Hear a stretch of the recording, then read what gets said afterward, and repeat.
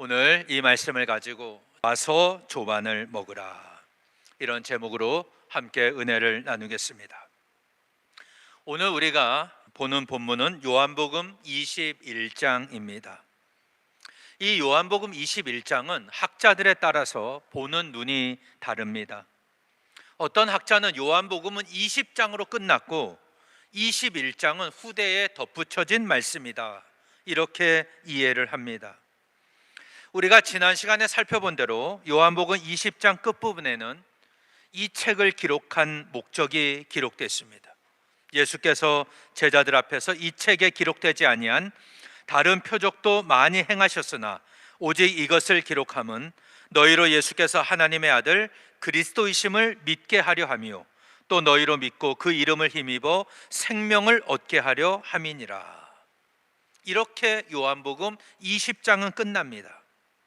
그래서 실제로 이 말씀을 보면 요한복음이 20장에서 끝나는 것처럼 보입니다. 그리고 21장에 보면은 부활하신 예수님이 갈릴리 바닷가에서 고기 잡는 베드로와 도마를 비롯한 7명의 제자들에게 나타나신 말씀이 기록되어 있습니다. 제가 가진 성경에 보면 21장 앞에 복음서에 첨가된 부록이라고 표시가 되어 있습니다. 독일 성서공회 해설 관주 성경에 보면 요한복음의 안내가 나오는데, 요한복음은 원래 20장 30절에서 31절로 끝나고 21장은 요한복음이 교회에 공개돼서 사본으로 제작되기 이전에 첨가된 것이다, 이렇게 설명을 하고 있습니다. 그래서 우리가 지금 정확하게 알 수가 없습니다. 이 요한복음 21장이 처음부터 기록된 말씀인지 아니면 완성된 직후에 첨가된 말씀인지 우리가 정확하게 알 수는 없지만, 요한복음 21장이 성경에 들어와 있다는 것은 오늘 우리에게 주시고자 하는 하나님의 말씀이 있다는 뜻입니다. 이 요한복음을 있는 그대로 보면 부활하신 예수님께서 제자들에게 세 번째 나타나십니다. 안식 후 첫날 저녁 때 제자들이 두려워서 모인 곳에 문을 닫고 있을 때 부활하신 주님이 너희에게 평강이 있을지어다 말씀하시며 나타나셨습니다. 손과 옆구리를 보여주시니까 제자들이 그걸 보고 기뻐했습니다. 그런데 마침 도마가 그 자리에 없었습니다. 다른 제자들이 우리가 주님을 보았다 말을 해도 도마는 믿질 않습니다. 내가 그의 손에 못자국을 보며 내 손가락을 그 못자국에 넣으며 내 손을 그 옆구리에 넣어보지 않고는 믿지 않겠다라고 했습니다. 그리고 8일 후에 제자들이 다시 모여 있는 곳에 도마도 함께 있었고 주님이 거기에 오셨습니다. 너희에게 평강이 있을지어다 말씀하신 다음에 도마에게 내 손가락을 내밀어 내 손을 보고 내 손을 내밀어 내 옆구리에 넣어보라. 그리하여 믿음 없는 자가 되지 말고 믿는 자가 되라 말씀하셨습니다. 그때 그 도마는 주님을 만나고 나서 나의 주님이시고 나의 하나님이십니다, 이렇게 고백을 했습니다. 그때 주님은 너는 나를 본고로 믿느냐, 믿지 못하고 믿는 자들은 복되도다 말씀을 하십니다. 그러면 요한복음 20장에서 도마는 부활하신 예수님을 만난 사람입니다. 그리고 손에 못자국을 본 사람이에요. 옆구리에 창자국을 손을 넣어본 사람입니다. 그러니까 부활하신 주님을 직접 체험한 사람입니다. 베드로는 2번이나 주님을 만났습니다. 그런데 다시 물고기를 잡으러 갑니다. 언뜻 이해가 잘 되질 않습니다. 그래서 어떤 해석에 보면 이 본문의 내용을 부활하신 예수님이 처음 제자들을 만나신 사건으로 보는 해석도 있습니다. 예수님이 베드로가 자신을 부인할 것을 예고하실 때 제자들에게 이렇게 말씀하셨습니다. 마가복음 14장 27절에서 28절에 보면 너희가 다 나를 버리리라. 이는 기록된 바 내가 목자를 치리니 양들이 흩어지리라 하였음이니라. 그러나 내가 살아난 후에 너희보다 먼저 갈릴리로 가리라. 내가 죽었다가 살아날 것인데 그때 너희보다 먼저 갈릴리로 갈 것이다, 이렇게 말씀을 미리 하셨습니다. 예수님이 부활하셨을 때 그 무덤에 막달라 마리아와 야고보의 어머니 마리아, 살로메가 가지 않습니까? 무덤 안에서 흰 옷을 입은 청년, 그는 천사였습니다. 그를 만났는데 그가 제자들에게 전해주라고 한 말이 뭡니까? 마가복음 16장 7절에 보면 예수께서 너희보다 먼저 갈릴리로 가시나니 전에 너희에게 말씀하신 대로 너희가 거기서 배우리라. 이걸 전해주라는 겁니다. 그러니까 예수님은 제자들보다 부활하셔서 먼저 갈릴리로 가 계시고 거기서 제자들을 만나실 것이다, 이렇게 말씀을 하셨습니다. 그리고 실제로 오늘 본문인 이 요한복음에 보면 그 후 예수께서 디베랴 호수에서 또 제자들에게 자기를 나타내셨으니 나타내신 일은 이러하니라, 이렇게 말씀을 하고 있습니다. 이 디베랴 호수가 바로 갈릴리 바다입니다. 워낙 큰 호수이기 때문에 바다라고 부릅니다. 바다다, 끝이 보이질 않는 호수입니다. 성경에 나오는 지명 중에 디베랴 호수, 갈릴리 바다, 게네사렛 호수, 긴네렛 호수 다 같은 지명이에요. 같은 곳을 의미합니다. 갈릴리 바다입니다. 부활하신 예수님은 제자들보다 먼저 갈릴리로 가셨고 거기서 제자를 만나셨습니다. 여기서 만난 제자가 7명입니다. 요한복음 21장 2절에 보면 시몬 베드로와 디두모라 하는 도마와 갈릴리 사람 나다나엘과 세베대의 아들들과 또 다른 제자 둘, 이렇게 기록되어 있습니다. 그러니까 이름을 알 수 있는 사람이 5명이죠. 베드로와 도마, 나다나엘, 세베대의 두 아들 야고보와 요한, 그리고 이름이 기록되지 않는 2명, 합쳐서 모두 7명입니다. 베드로가 이들에게 말합니다. 나는 물고기 잡으러 가겠다. 그러니 이들이 함께 따라 나섰습니다.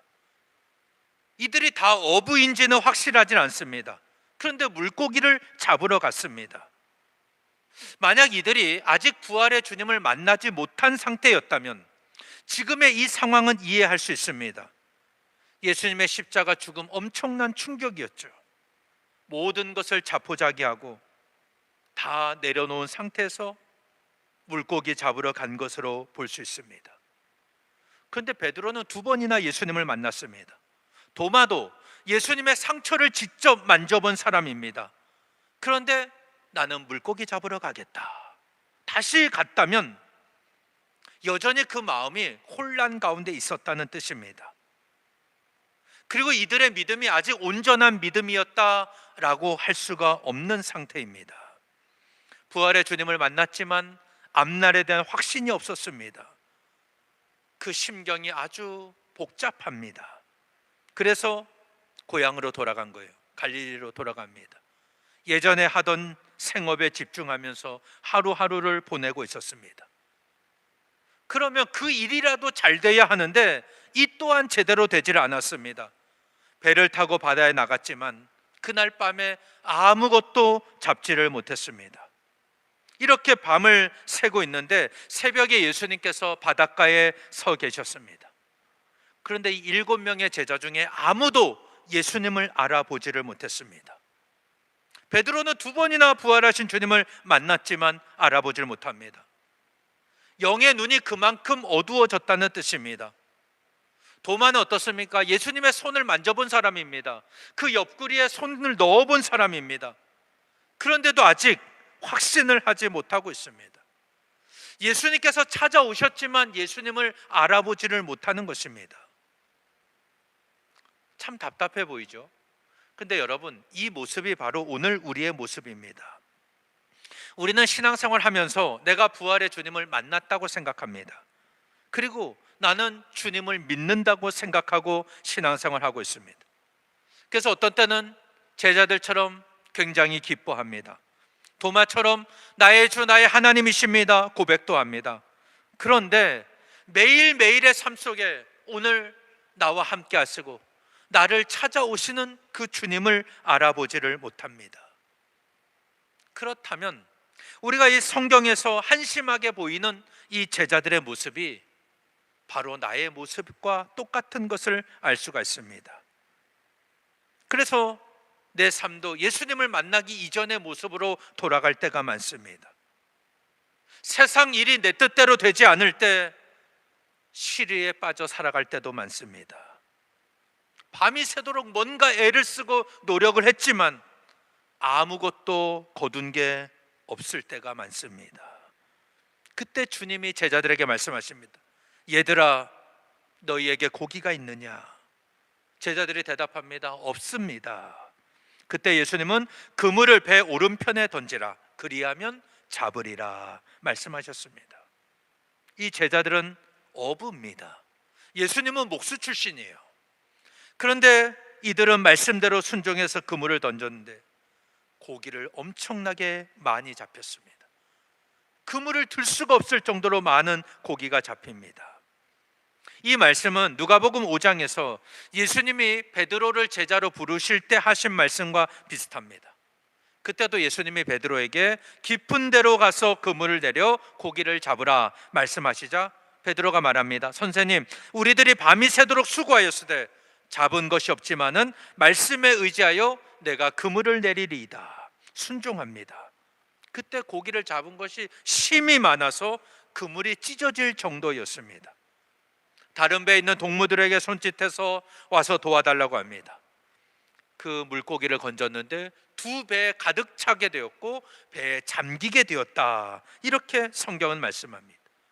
그때 시몬 베드로가 예수님 앞에 무릎을 꿇고 엎드립니다. 주여, 나를 떠나소서, 나는 죄인으로소이다. 그때 예수님 말씀하십니다. 무서워하지 말라. 이제 후로는 내가 사람을 취하리라. 그러면서 베드로를 제자로 부르십니다. 베드로는 모든 것을 버리고 예수님을 따라갔습니다. 그런데 요한복음 21장에서 예수님은 베드로에게 같은 말씀을 하십니다. 이것은 제자들에게 새로운 사명을 주시기 위함입니다. 물고기가 많이 잡히자 예수님께서 사랑하시는 제자, 그가 누구인지는 알 수 없어요. 요한이라고 추정을 하는데 그가 베드로에게 말합니다. 주님이시다. 그때 깨닫게 되는 겁니다. 그제서야 예수님을 보게 되었습니다. 베드로는 그분이 주님이신 걸 알고 일하느라 벗어놓았던 옷을 입고 황급하게 바다로 뛰어듭니다. 다른 제자들은 배를 탄 채로 물고기가 가득 찬 그 그물을 끌고 나왔습니다. 그 배는 육지에서 50칸쯤 떨어져 있었다. 50칸은 200규빗이고 오늘날 우리 거리로 한다면 약 90m 정도 됩니다. 그들이 배에서 내려보니까 숯불이 지펴져 있고 그 위에 생선이 놓였고 떡도 있었다. 성경은 이렇게 말씀합니다. 예수님께서 지금 잡은 생선을 가져오라고 하십니다. 시몬 베드로가 다른 제자들과 힘을 합쳐서 그 그물을 끌어올렸는데 큰 물고기가 153마리가 잡혔습니다. 그렇게 많은 물고기가 그물에 잡혔지만 이 그물이 찢어지질 않았다. 그때 예수님께서 와서 조반을 먹으라 말씀하십니다. 제자들은 주님인 줄 알아보았기 때문에 당신은 누구십니까? 라고 묻는 자가 없었다. 이렇게 성경은 말씀합니다. 예수님이 그들에게 떡을 주시고 생선도 주십니다. 그래서 죽은 자 가운데서 살아나신 후에 세 번째 제자들에게 나타나셨다. 이렇게 말씀하고 있습니다. 오늘 이 성경을 보면 우리에게 몇 가지 교훈을 주는 말씀이 있습니다. 부활하신 예수님이 제자들을 찾아오신 궁극적인 목적이 뭡니까? 그들에게 사명을 주시기 위함입니다. 이 사명의 내용은 다음 시간에 다음 주에 말씀을 드리겠습니다. 오늘은 이 사명을 주시기 전에 제자들을 어떻게 대하셨는가 이것을 함께 나누려고 합니다. 요한복음 21장에 나오는 이 제자들의 모습을 보면 전형적인 실패자의 모습을 보여주고 있습니다. 그들이 지금 신이 나서 막 기쁨으로 물고기 잡으러 간 게 아닙니다. 이들이 지금 부활하신 주님을 만난 건지 아니면 못 만난 건지는 알 수 없지만 그들의 모습을 보면 거의 불신앙에 가까운 모습입니다. 이때 예수님은 지치고 절망한 제자들을 그냥 두질 않으셨습니다. 그들을 찾아오셔서 그들을 위로해 주시는 주님이십니다. 그들 곁에 다가오셔서 물고기를 잡게 하십니다. 그들은 실패했지만 주님의 말씀대로 순종할 때 고기가 잡히게 하셨습니다. 이것은 지금 말씀하시는 분이 누구인지를 정확하게 확인시켜 주시는 겁니다. 그리고 밤새도록 아무것도 잡지 못해서 지쳐있는 이 제자들에게 조반을 차려주십니다. 그들을 먹이십니다. 결코 책망하지 아니하십니다. 예수님이 베드로에게 너는 부활한 나를 2번이나 보고도 알아보지 못하니, 그렇게 믿음이 없고 그렇게 둔하니, 이렇게 책망하지 않으셨습니다. 도마를 향해서도 너는 내 손가락을 통해서 내 손을 보고 내 옆구리에까지 만져봤지만 그러면서도 믿지 못하니, 그렇게 믿음이 없니? 책망하지 않으셨습니다. 그냥 그물을 배 오른편에 던지라, 그리하면 잡으리라 말씀하십니다. 이건 내가 부활한 예수다, 너희 선생이다 직접 말씀하지 아니하시고, 말씀 한마디만으로도 큰 물고기 153마리를 잡게 하시는 하나님의 아들 그리스도다, 이걸 제자들에게 깨닫게 해주시는 겁니다. 밤새도록 물고기 한 마리도 잡지 못해 지쳐있는 제자들을 위해 주님은 아침을 준비하십니다. 끝까지 그들을 섬기시는 거예요. 마태복음 20장 28절에 보면 인자가 온 것은 섬김을 받으려 함이 아니라 도리어 섬기려 하고 자기 목숨을 많은 사람의 대속물로 주려 함이니라, 이렇게 말씀했습니다. 예수님은 섬김을 받으려고 이 땅에 오신 분이 아니라 섬기기 위해 오신 분이다. 그래서 자기의 목숨을 대속물로 내어주셨습니다. 내가 죽어야 할 것을 주님이 대신 죽으셨습니다. 그리고 사망 권세를 물리치고 부활하심으로 부활의 첫 열매가 되셨습니다.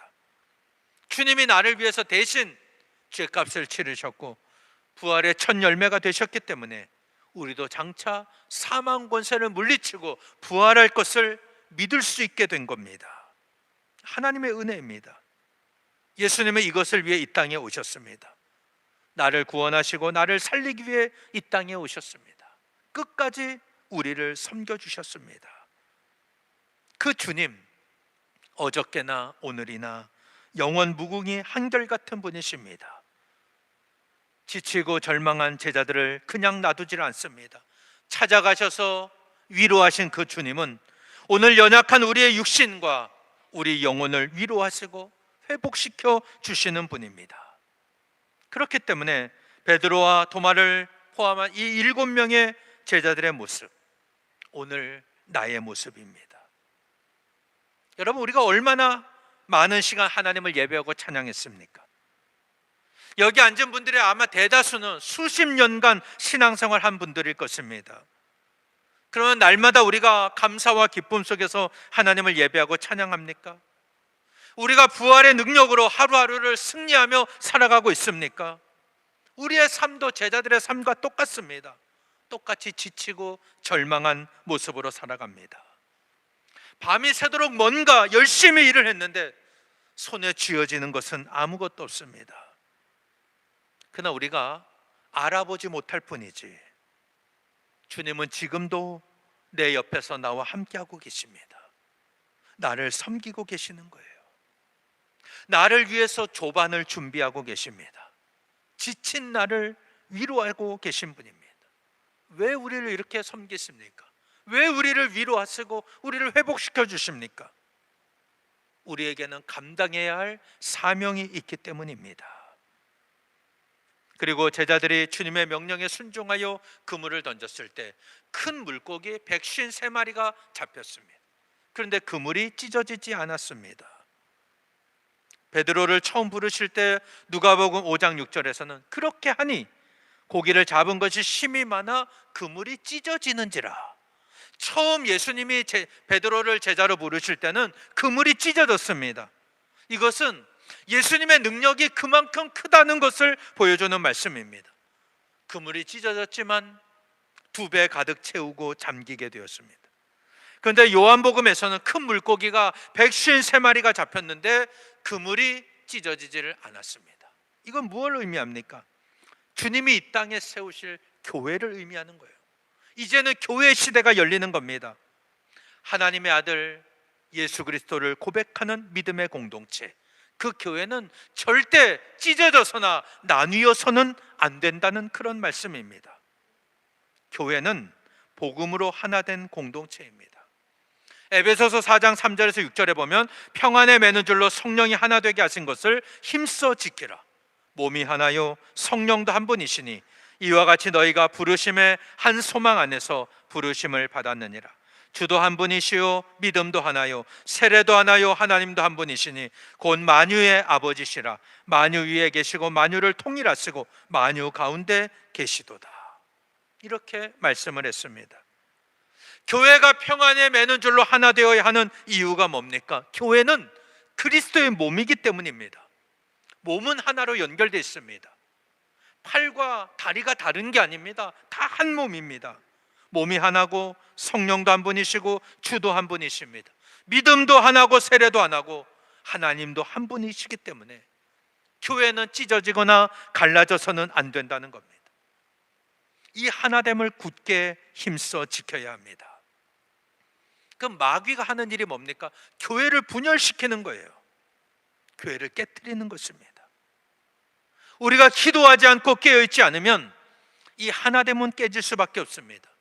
그물이 찢어집니다. 그러면 다 빠져나가고 마는 것입니다. 우리가 요한복음 17장에서 예수님이 십자가를 앞두고 대제사장의 기도를 하시는 내용이 나오는 걸 보았습니다. 17장 11절에 보면 나는 세상에 더 있지 아니하오나 그들은 세상에 있사옵고 나는 아버지께로 가옵나니 거룩하신 아버지여 내게 주신 아버지의 이름으로 그들을 보존하사 우리와 같이 그들도 하나가 되게 하옵소서. 주님이 이렇게 기도하십니다. 아버지여 이들을 보존하여 주옵소서. 아버지와 나가 하나이듯이 이들도 그들도 하나가 되게 하옵소서. 요한복음 17장 22절 23절에도 내게 주신 영광을 내가 그들에게 주었사오니 이는 우리가 하나가 된 것 같이 그들도 하나가 되게 하려 함이니이다. 이렇게 기도하십니다. 예수님은 십자가를 앞두고 죽음을 앞두고 이 땅에 남겨질 제자들을 위해 기도하셨습니다.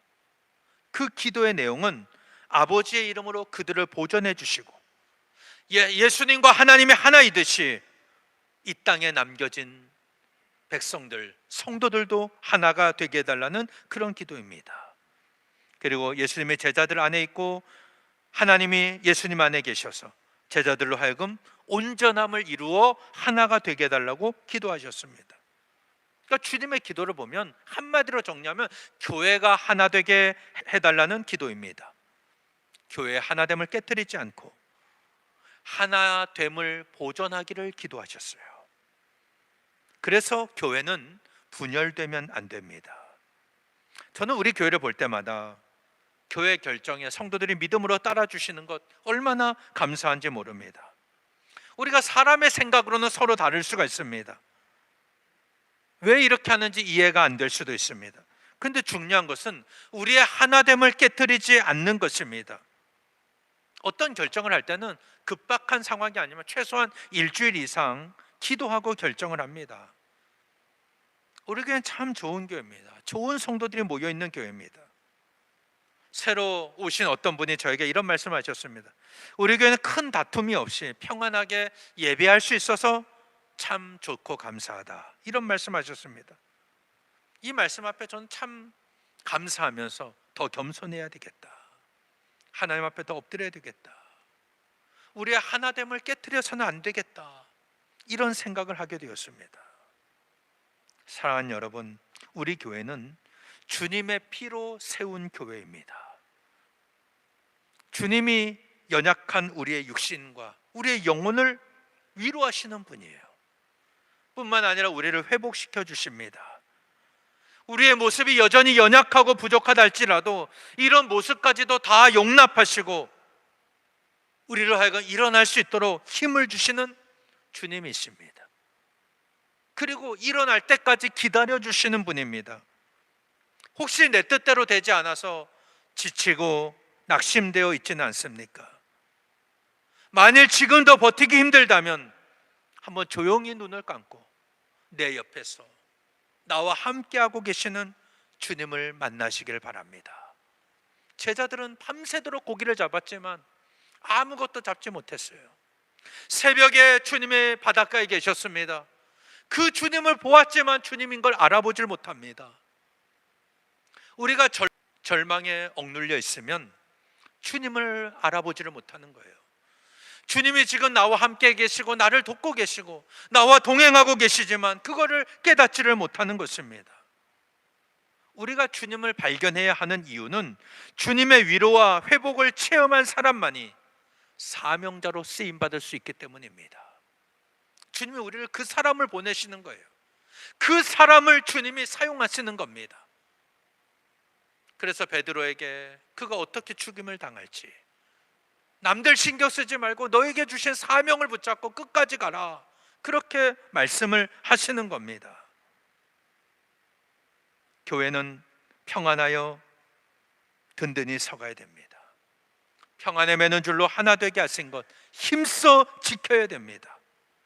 여러분, 교회의 평안함 절대 그냥 주어지질 않습니다. 우리의 하나됨을 위해서 힘써 기도해야 되고 이 하나됨이 깨어지지 않도록 힘써 지켜야 합니다. 그리하여 우리 모두 하나된 능력으로 주님의 위로와 능력을 체험하고 회복하여서 이 세상을 구원하는 복음의 사명자, 세상의 구조선의 사명을 감당하는 저와 여러분 되시기를 예수님 이름으로 간절히 축원합니다.